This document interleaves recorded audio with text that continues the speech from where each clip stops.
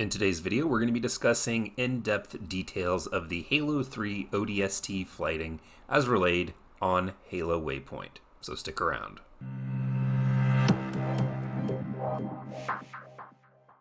Now, the following information can be found over at halowaypoint.com. The link will be in the description. This is a smaller part of a larger article that is the MCC development update for July. If you guys are interested, I highly recommend you go ahead and check it out. Now, with that being said, let's go ahead and see what they have to say in regards to the Halo 3 ODST flighting. The information reads as follows. Halo 3 ODST is the next installment coming to MCC on PC and brings a stylish flair to the collection.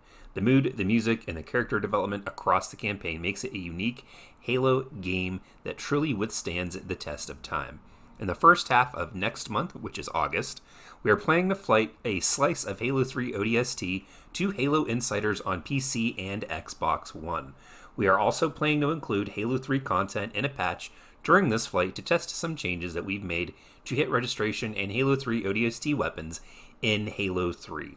Now, this is absolutely huge. As you're looking at right now, the screenshot, the Spartan is holding a silenced SMG, and this is the Halo 3 multiplayer. So they're going to be bringing over weapons that were exclusive to the Halo 3 ODST campaign and putting them in the Halo 3 multiplayer.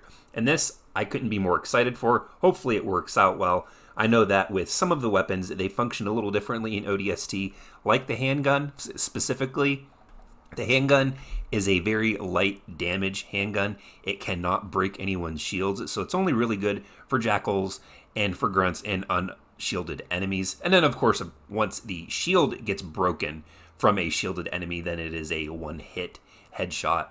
But until then, it's a very weak weapon.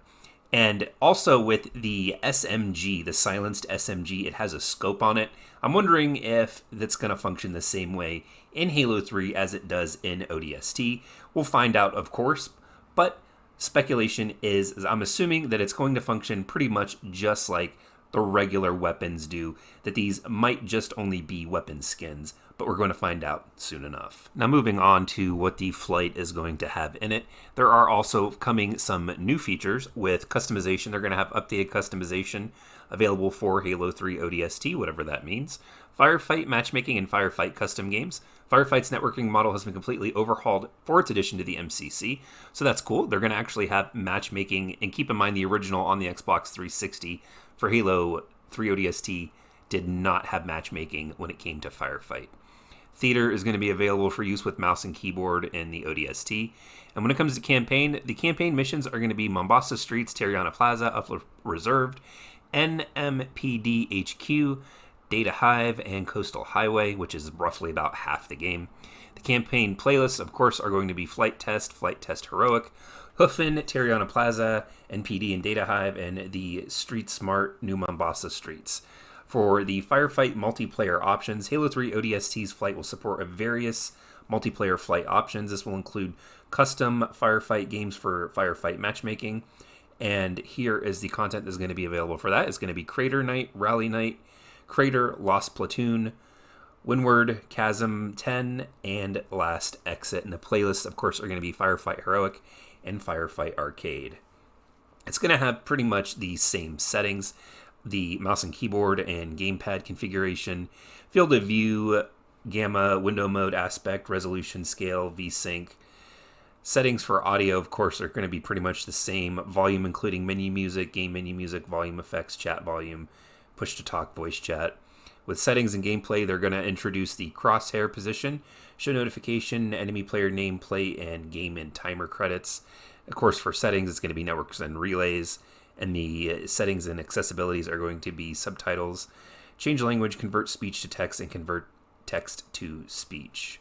So looking at the previous releases for Halo on PC and the way 343 has conducted the previous flights, as long as everything goes according to plan and they don't run into too many blocking bugs and the flighting starts within the next couple of weeks, I would expect Halo 3 ODST to launch anywhere between mid to late September.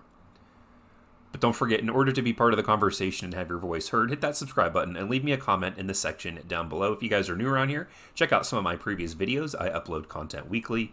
Don't forget to check out the links in the description. I've got my Twitter, my Twitch, And of course, support for the channel is down there as well.